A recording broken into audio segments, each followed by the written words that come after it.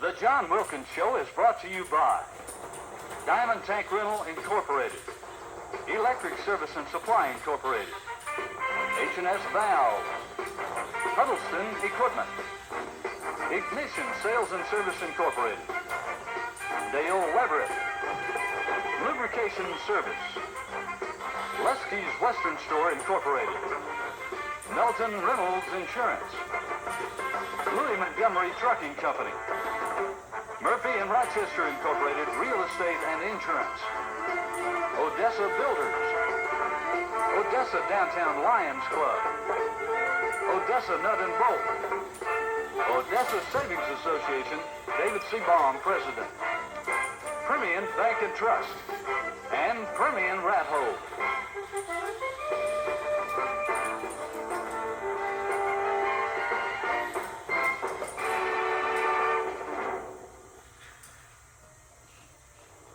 Panthers led 14-0 at halftime, and then their defense got their first touchdown in the second half as a bad snap on a punt by Lubbock, Monterey, and good specialty team work, Coach. Right. Well, of course, they did get a bad snap. We had noticed they had a tendency to have some bad snaps during the course of the year, and I think it went for about a -4 yards. And we take over in great field position and great shape right here.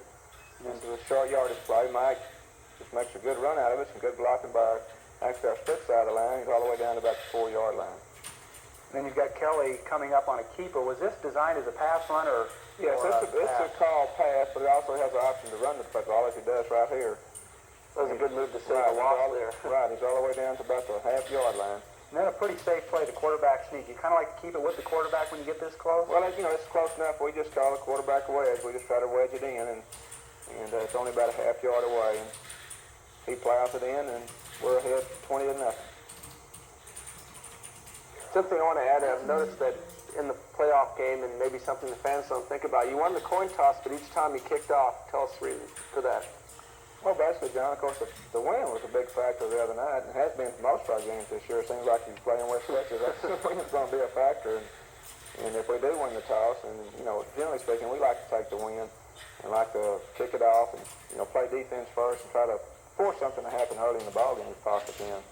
Of course, it worked out well the other night for us. And sometimes it works for you, sometimes it doesn't, but that's been generally our philosophy. We want to win the first quarter, try to make something happen, and put them in their backs to the wall. Each time you stop them now, we're going to go to the section that the only really sour spot of the whole game. They scored a touchdown here. You mentioned called the wrong defense. Right, well, what are you looking for? Right, we're in overshift defense to the right, and they're in overshift offense, and we go just the opposite of what we should.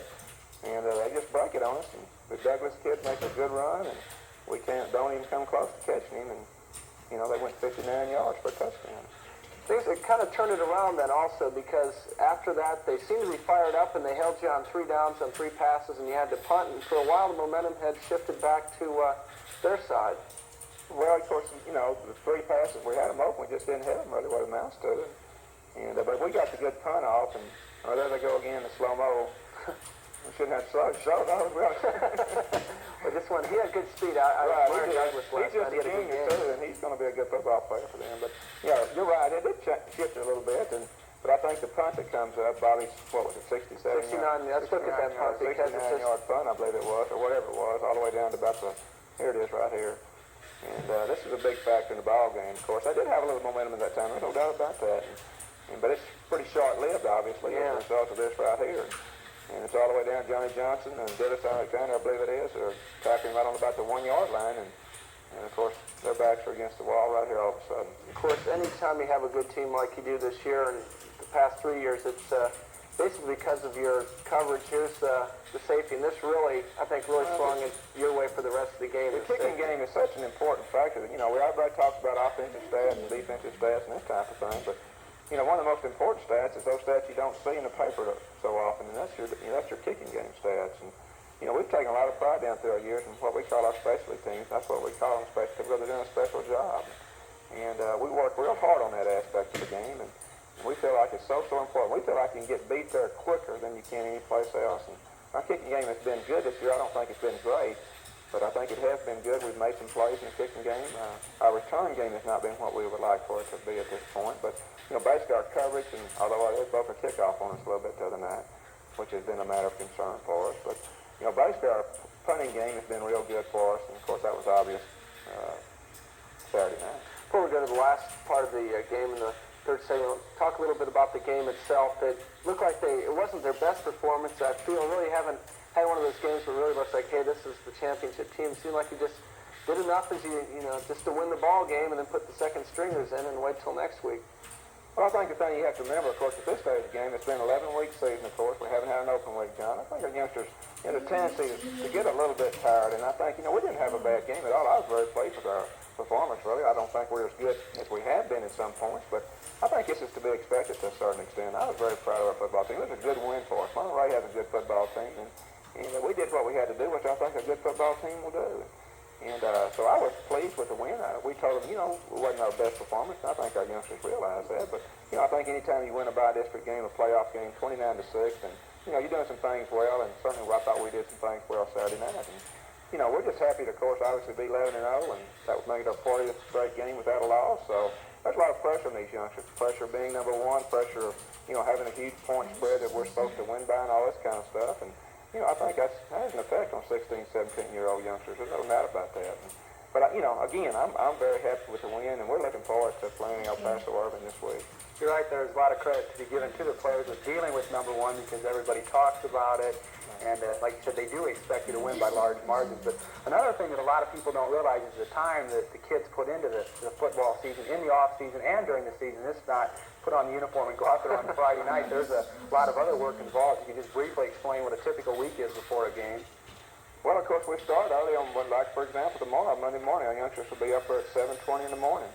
And we'll basically have a scouting report with them at that time, and just a little slight workout with some of our backs, just for about 15 or 20 minutes, kind of expose them some things. And that lasts about 8:20 before they go to school. And, of course, we'll come back tomorrow afternoon at our last period of athletics, and we'll look at some film with them before we go work out. And then we'll work out to, about 2 hours and 15 minutes, and then we'll look at film again. They'll be back up there both Tuesday and Wednesday morning at 7:20 in the morning, and we'll work out for about an hour in the mornings before school. And, of course, there are the workouts involved after school. So, obviously, it gets to be a pretty time-consuming type of day. They're up there from 7 o'clock in the morning, basically to 6:30 or 7 in the afternoon. Of course, it's not all football, obviously, because they're in school most of the time, but there's a lot of football involved there. And, it takes a lot of time. It takes away, and I think our youngsters pay a big price to be a part of the program. And, of course, we're not unique in that respect. Most everybody else in the district does the same thing, obviously. But, I don't think many people on the outside actually realize what it takes to play football in this league. And we're something, our youngsters will take pride in that aspect of it. And we ask a lot from them, and yet in turn they give us a lot, too. And I think they give everybody a lot in return. We'll come back with the clincher, the touchdown that clinched it for them after this.